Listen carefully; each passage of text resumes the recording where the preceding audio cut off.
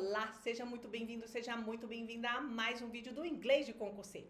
E no vídeo de hoje eu vou fazer aquilo que vocês mais gostam, que é analisar e comentar questões de uma banca de concurso público, aonde as questões estão relacionadas com a parte de conhecimentos específicos para professor de língua inglesa.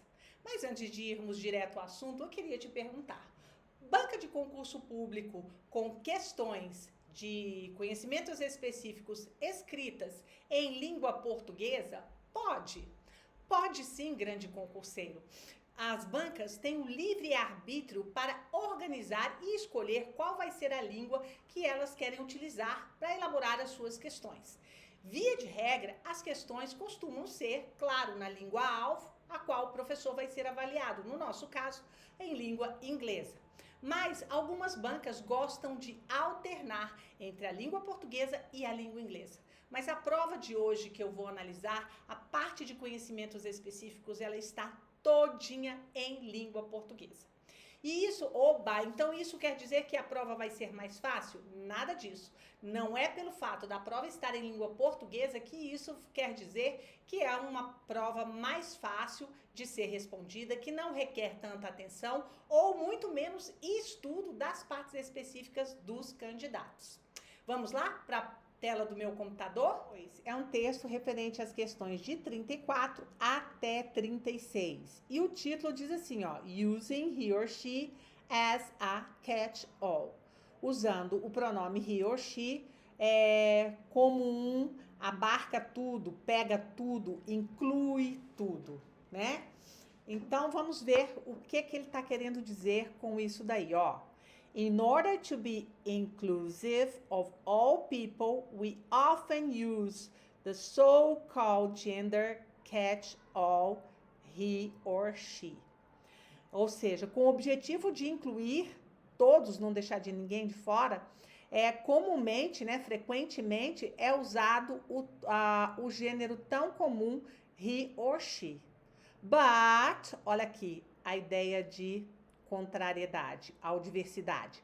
When making it a goal to be inclusive of all people under the transgender umbrella, tem uma vírgula, it's important to remember that binary pronouns don't include all genders. Aqui está toda a questão que vai ser debatida dentro do texto, ok?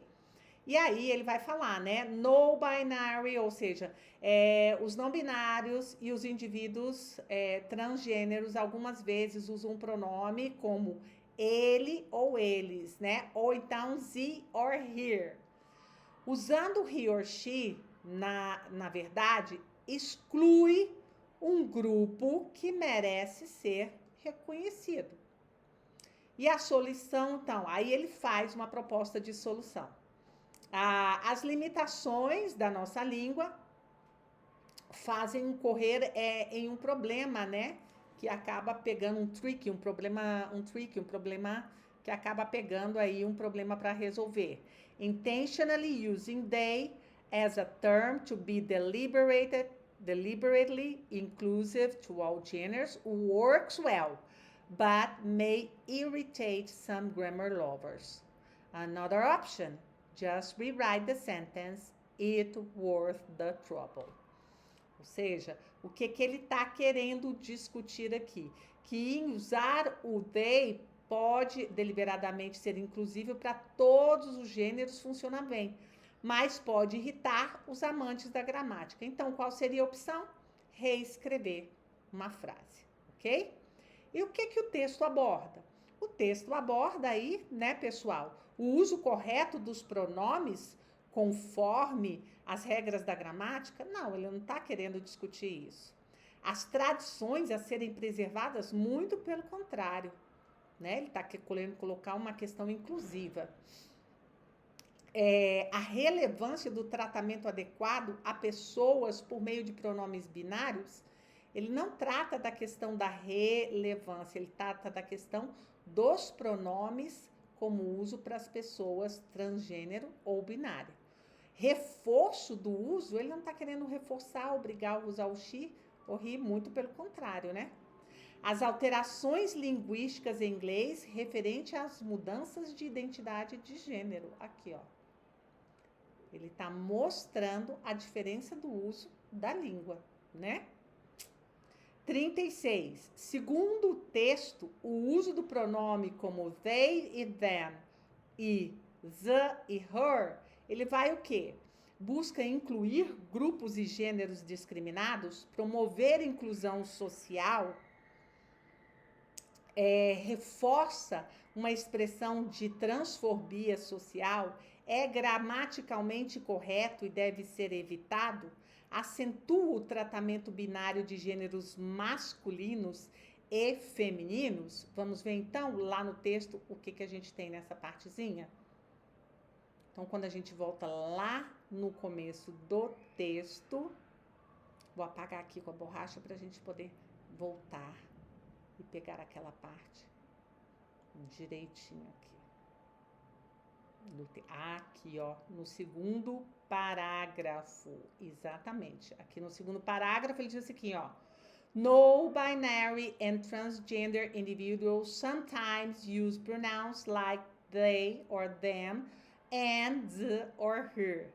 Using he or she actually excludes a group that deserves to be recognized. Então, as pessoas binárias, elas geralmente, não binárias, né, e os transgêneros usam esses dois aqui. Por quê? Porque usar geralmente he ou she, na verdade, exclui esses grupos que devem ser reconhecidos. Então, segundo o texto, o uso do pronome they or them or she busca incluir grupos de gêneros discriminados. Está aqui a resposta correta. Busca incluir, ok? Promove a exclusão? Muito pelo contrário, né? Reforça a expressão de transfobia? É gramaticalmente correto? Também não. A gente nem perde tempo, né, pessoal? Achou a resposta correta? Já vai para a próxima questão para não perder tempo. De acordo com o texto, o uso intencional do they para todos os gêneros. E aí a gente vai ver. Não funciona bem, pois por singularizar a definição dos gêneros, é limitador e enganoso, inclui grupos que devem ser excluídos, é a melhor opção porque agrada aos conservadores da gramática, funciona bem, embora possa desagradar conservadores da gramática, gera problemas de tratamento por ser um pronome singular. Então, vamos voltar lá no texto, naquele mesmo parágrafo ali, ó. Aliás, vamos apagar aqui com essa borrachinha, né? E ler ali, ó. In order to be inclusive of all people, we often use the so-called gender catch-all he or she. But when making a goal to be inclusive of all people under the transgender umbrella, it is important to remember that binary pronouns don't include all genders. No binary and transgender individuals sometimes use pronouns like they, them, and the or her. Using he or she actually excludes that group, a group that deserves to be recognized, okay? The solution, the limitations of the language make correcting this problem tricky. Intentionally using they as term to be deliberate, inclusive to all gender works well. Funciona bem, ok? Mas irrita alguns gramáticos. Usar o they para incluir funciona muito bem no seu emprego prático social, mas desagrada alguns gramáticos. Então, de acordo com o texto, o uso intencional não funciona bem? Muito pelo contrário, funciona bem, é o que está escrito lá no texto, né? É limitador e enganoso? Não está limitando ou excluindo. É melhor opção para agradar os conservadores da gramática não acham que essa seja a melhor opção. Funciona bem, embora possa desagradar os conservadores da gramática. Tá aqui a resposta correta de acordo com o texto para esse item. Tranquilo? Segunda folha. E nessa segunda folha, o examinador vai colocar aí, ó, uma sequência do começo ao final, da 37 até a 46, para tratar de questões metodológicas do ensino da língua. E ele concentra grande parte dessas questões em aspectos relacionados à leitura da língua em sala de aula. E aí eu vou deixar uma dica aqui para vocês, que isso aqui extrapola o texto da BNCC. E aí é interessante que os candidatos leiam os parâmetros curriculares da educação básica, principalmente nos últimos anos do ensino fundamental, no que se refere ao aspecto do trabalho da língua estrangeira em sala de aula, tá? Isso aqui, as questões são praticamente muito tranquilas de responder, né? Porque vocês vão perceber que elas estão muito relacionadas com a prática da sala. Então, elas não têm, assim, uma fundamentação teórica. Ela tem ali os documentos que norteiam o trabalho do professor em relação à língua em sala de aula. Por isso que eu sugeri a leitura dos parâmetros curriculares. Então, só para vocês terem uma ideia, olha aqui, ó, como é uma questão super tranquila de responder. Vou apagar aqui e vamos pegar aqui, ó. Para chamar atenção ao gênero de um texto, o que é o gênero? O gênero do texto é se é uma carta, se é um e-mail, né? Se é um artigo, se é uma receita de bolo, né? Para chamar atenção ao gênero de um texto no ensino da leitura. Então, o que ele está falando aqui? Está falando de estratégia de ensino. Está relacionado com o papel do professor. Então, quando o professor vai chamar atenção para o gênero do texto na hora da leitura, para que ele serve isso daí quando ele chama atenção? Serve para focalizar todo o texto como uma organização significativa? Serve para facilitar a leitura oral do texto? Deve ser evitado, uma vez que os textos não têm gênero. Todo texto tem gênero textual, né, gente? Induz o aluno a ler o texto de forma errada. Serve para enfatizar apenas a estrutura gramatical do texto. Na realidade, quando a gente trabalha com diversidade cultural, qual é o objetivo do texto em primeiro lugar? Servir aqui, quando você fala da questão do gênero, para focalizar todo o texto como uma organização significativa. É essa aqui a resposta correta, tá? Serve para facilitar a leitura oral porque você não tem a ênfase na aplicação da oralidade em leitura quando trabalhando com textos em sala de aula. Você não tem essa ênfase. Vai depender muito do contexto que o professor tiver envolvido. Aprender uma língua estrangeira no meio escolar. Esse aqui é o calcanhar de Aquiles, né? Significa o quê? No ambiente escolar, aprender uma língua estrangeira é aprender que outras línguas são melhores que a nossa? Concentrar-se exclusivamente em aspectos gramaticais? Tá aí BNCC, página de 241 até 247. Aprender como povos diversos se expressam de formas diversas. Tá aqui uma possibilidade. Vamos ver a outra. Aprender a pensar, falar e agir exatamente como membros da cultura da língua inglesa, não. E aprender apenas a conversar oralmente. Tudo isso aqui parece que eu estou vendo o texto dos parâmetros curriculares na minha frente, quando eu leio esse tipo de questão, tá? Tá aí a leitura. A leitura em voz alta. E aí, a leitura em voz alta no ensino da língua estrangeira no ambiente escolar. É a única forma verdadeira de leitura? Claro que não, né, gente? É importante para a leitura de todo tipo de texto científico. Não serve absolutamente para nada. É um recurso didático que ajuda no ensino da pronúncia? Também não. deve se limitar apenas a textos funcionais da língua materna? Também não, gente. A resposta correta, de acordo com o gabarito, é essa daqui, ó.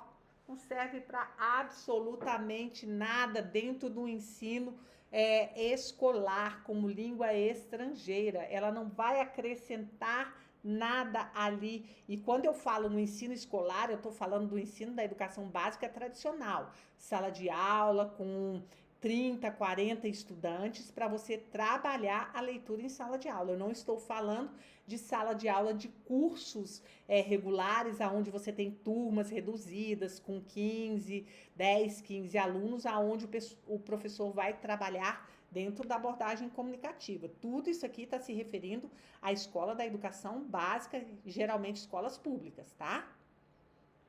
A repetição no ensino de língua estrangeira.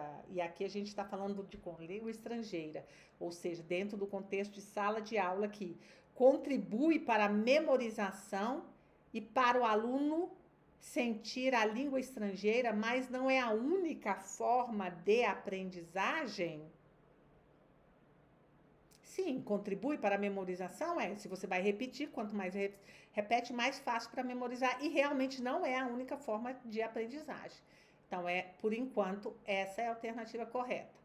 Garante a aprendizagem? Não é a repetição que garante a aprendizagem, já que a única forma de aprender é imitar e memorizar. Também não.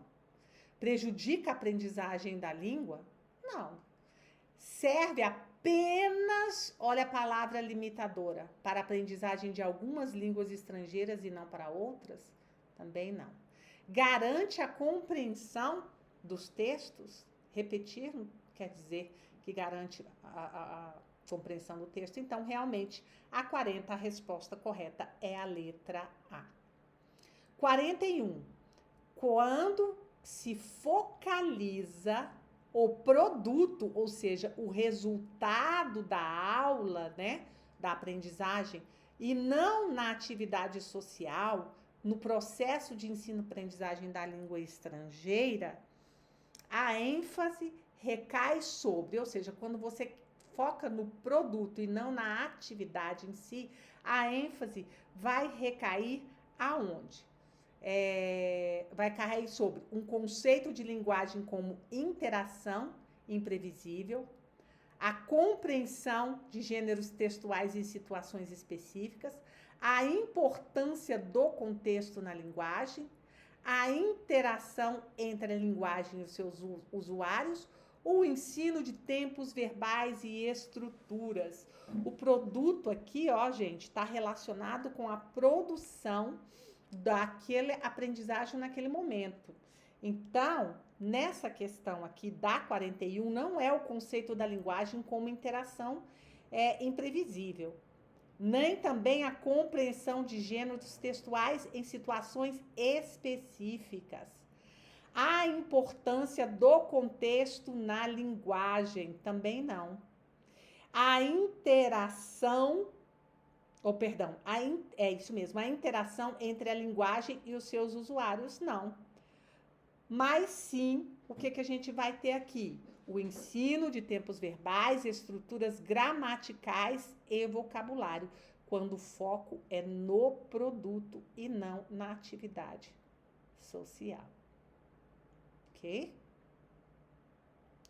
Questão 42. O ensino da leitura em língua inglesa na escola, ou seja, na escola regular, restringe-se ao conhecimento de vocabulário. Aqui nesse tipo de questão de leitura, é muito bom vocês pegarem o livro do Teaching by Principles, do Brown, para dar uma leitura sobre Reading Strategies, que está lá em língua inglesa, para ajudar a responder ali o que ele coloca, né, a respeito de como deve ser as orientações para o uso da leitura em sala de aula. Então, o ensino da leitura em língua inglesa na escola deve restringir-se ao conhecimento de vocabulário, voltar-se para o desenvolvimento das habilidades de leitura, sim, né? Que são as habilidades de leitura do skimming, scanning, predicting, entre outras. Concentrar-se no conhecimento de gramática? Não. Habilitar o aluno a ter uma pronúncia correta? Muito menos isso daqui. Efetivar-se por meio de memorização de textos? Esse não é o objetivo. 42, letra B de bola. Ensinar língua inglesa como prática social significa praticar diálogos estruturais em voz alta? Não necessariamente, né? Conhecer a materialidade linguística dos textos, conhecer, ou seja, a parte toda da língua, daquela língua da língua inglesa como língua norma culta, priorizar estruturas linguísticas corretas de cada situação nela estudada, também não. Não vai priorizar as estruturas, dar ênfase na estrutura linguística. Promover o ensino-aprendizagem por meio de internet? Também não, como prática social. Tratar a língua como um fenômeno social, histórico e ideológico. Não tratar a língua inglesa, como a língua hegemônica de países que a têm como língua nativa, mas sim como um fenômeno social, sendo utilizada como língua de comunicação global. É isso aí a resposta da 43. De acordo com as metodologias atuais, o ensino da língua inglesa na educação básica é relevante, pois permite o acesso a civilizações como a cultura inglesa americana. Não, né, gente? Pelo amor de Deus. Possibilita viajar por países falantes de língua inglesa na escola da educação básica? Não é esse aqui. Num cursinho de língua, talvez sim. Aqui não.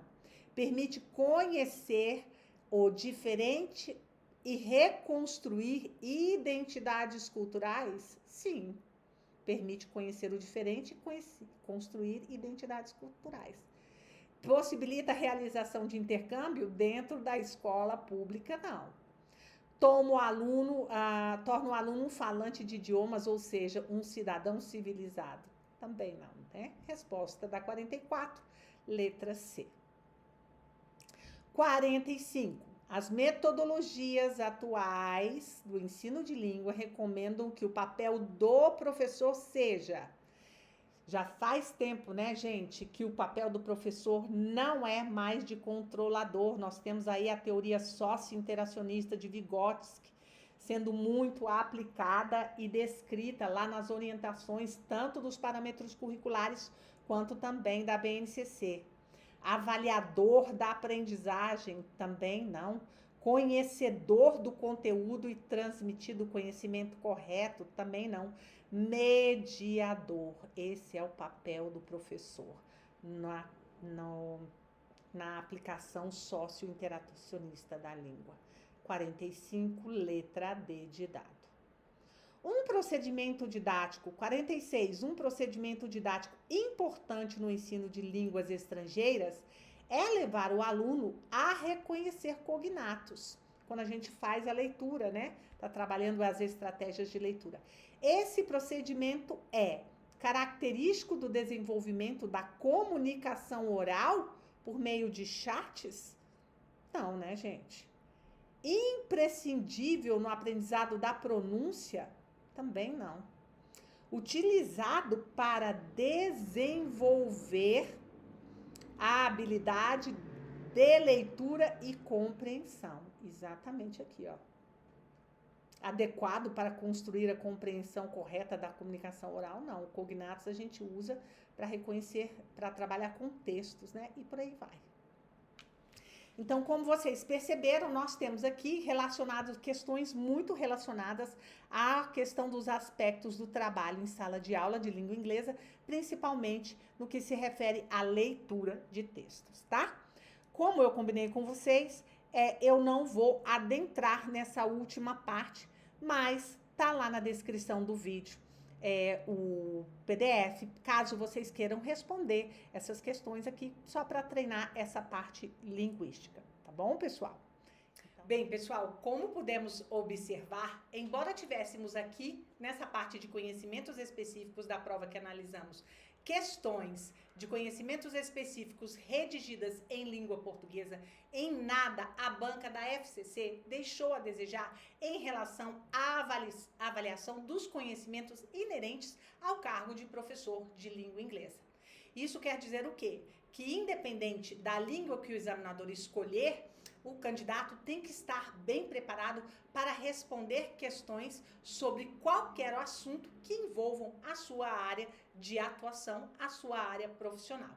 É importante também observarmos questões como diagramação, formatação, uma prova limpa, não poluída, para ajudar na visualização e na hora de responder as questões. Isso também são fatores que devem ser observados. Essa prova que eu comentei hoje foi enviada por um inscrito aqui do canal que me pediu para fazer essa avaliação. E você também pode enviar a prova ou a questão que você deseja ver comentada ou analisada aqui no canal. Basta você mandar uma mensagem para o meu WhatsApp que está aqui na descrição do vídeo. E além do meu WhatsApp, repetindo e te lembrando, você tem o link dessa prova também, caso você queira respondê-la, fazer o exercício e depois voltar ao vídeo para ver o gabarito comentado. Esse seria o vídeo de hoje. Eu quero mais uma vez agradecer a sua audiência, a sua paciência, principalmente o like que você costuma deixar aqui. E não se esquece de compartilhar o vídeo com aquele seu colega que, assim como você, também deseja conquistar a tão sonhada vaga no concurso público. E eu espero vocês na semana que vem, no próximo vídeo. Tchau, tchau!